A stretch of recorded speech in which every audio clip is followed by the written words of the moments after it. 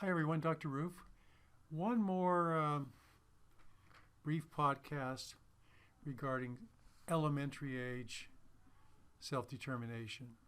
This is the first assignment that's due, and I would like to just begin by telling everyone that if they have questions about this at all, please come see me. It's an important skill to be able to teach kids, and it cannot begin too early. But there's a difference between the age of the child and their ability to perform one self-determination skill or another, or to be taught one self-determination skill or not. So they're kind of like building blocks, and choice becomes first. You don't have to do choice necessarily, but it is the logical place to begin. So anyway, for this particular podcast, there is a roadmap, and what I would like to be able to cover here are why we must teach these skills, what can be expected in the early elementary years, possible instructional emphases at that early elementary level, what can be expected in terms of self-determination in the late elementary years, again, possible instructional emphasis areas, and then some words on a safety net, creating a safety net for your kids when they make choices. So first of all, why? Why teach self-determination skills to elementary age children? Well, here are some reasons. Kids with disabilities generally have low self-esteem. They lack the ability to plan and set goals for themselves. They participate less in extracurricular activities than their non-disabled peers. They have trouble gathering information for decision making. And they have really a weak reality orientation regarding their strengths and their limitations. Finally, perhaps most importantly, it has to do with locus of control, whereas typically developing kids gradually develop an internal locus of control. I control my destiny. Quite often, kids with disabilities do not. They learn to believe that others control their destiny and that others make choices for them, and that's just the way it is. And so this is why we need to consciously teach self-determination skills. Okay, at the early elementary level. During early elementary years, students can identify and are more likely to implement solutions to problems that complement their abilities. They are able to generalize solutions from one problem to future problems, and their more mature perspective-taking skills enable them to exert more control over their social context. However, at this age, students still fail to correct the course of a plan of action based upon the outcome of that action. And although they can set some basic goals and work toward them over brief periods of time, they require considerable adult support to complete such actions.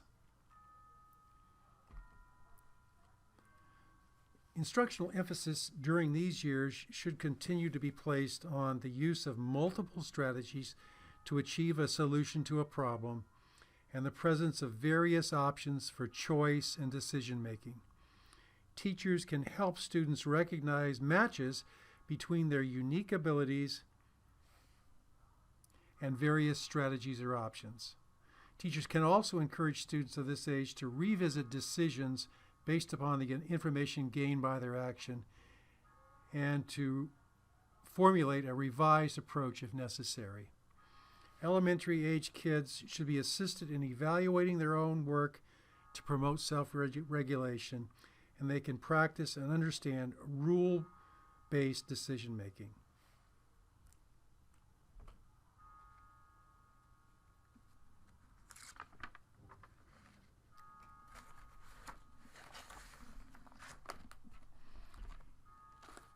early elementary years instructional emphasis.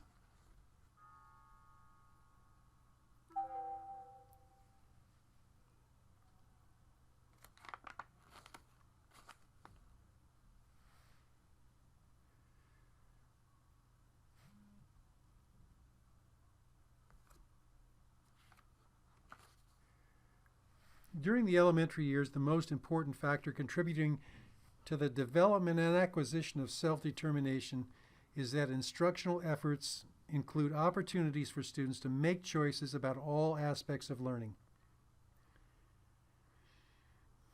Researchers have suggested that instead of having young children engaged in pre-selected skill-building activities, educational activities should be child-directed, allowing frequent opportunities for choice throughout the instructional day.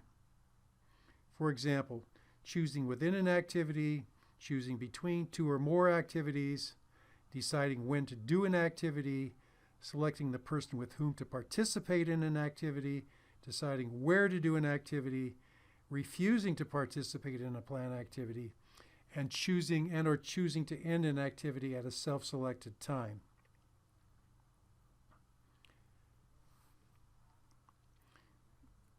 Choice-making experiences become the building blocks to promote other aspects of self-determination, such as self-regulation, decision-making, and problem-solving. Generally, younger children need to have more opportunities to think through problems, choices, and decisions aloud. Although they are not ready to make decisions independently or solve problems, they can learn by talking through these processes with adults.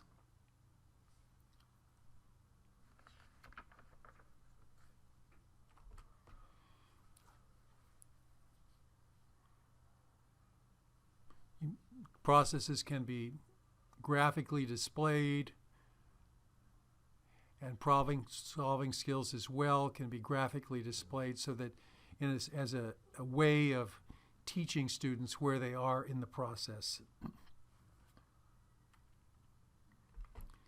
In terms of the late elementary years, this decision-making and problem-solving can become more systematic. Waymeyer and Palmer, for example, suggested having students write a problem at the top of a sheet of paper, list all possible choices they can generate, and identify the benefits and costs of each choice. During the late elementary years, students can begin to learn more about goal-oriented behavior. Teachers can work with students to generate personal or academic goals. The students, in turn, can write down their goals, monitor their performance on objectives associated with the goals by graphing, recording, or otherwise charting performance or behavior, and evaluating their progress. One strategy that can be useful for social and behavioral goals is the use of contracts with students. These can be student-generated or developed by the teacher, but they should provide students with clear description of the steps they must achieve to reach a specific goal and the benefits from achieving that goal.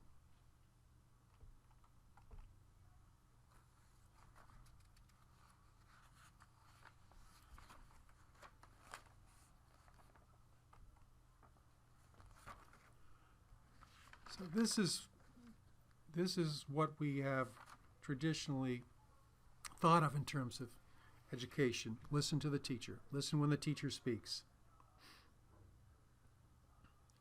A fundamental shift, though, is occurring, and rather than continuing to rely upon an instructional model in which the teacher is given full responsibility for determining when, why, what, where, and how a student will learn, we're starting to realize that there may be marked advantages in involving the student more actively in educational decision-making, as well as the delivery of instruction itself.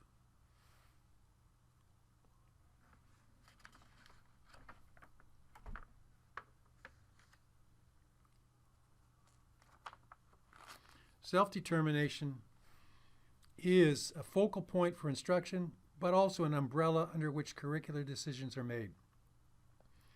Promoting self-determination means assisting students to explore alternative choices, excuse me, examine consequences of each choice, make decisions, and learn from the consequences of the choices that were made.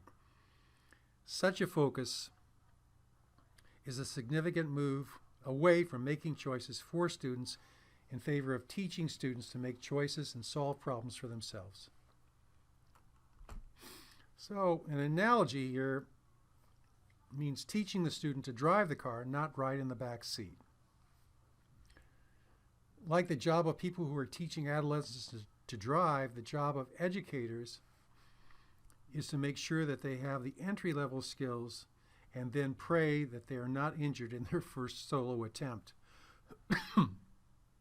This means that choice-making, decision-making, and problem-solving are longitudinal issues in the curriculum.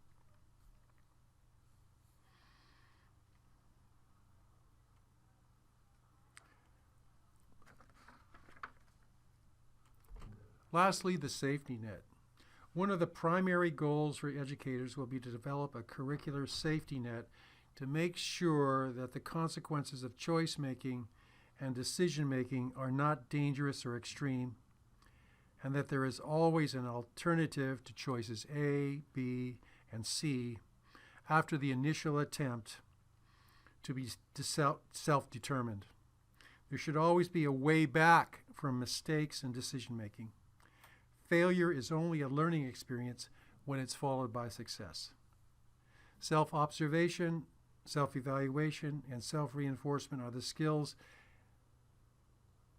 that will need to be taught in this new curricular model.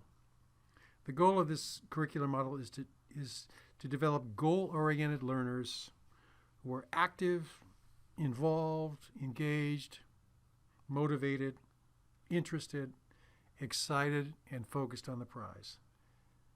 And that prize really is a student vision of who he or she is and who he or she is going to become.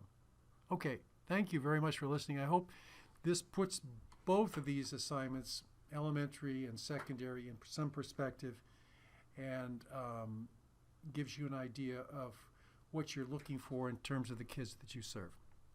Thanks so much for paying attention.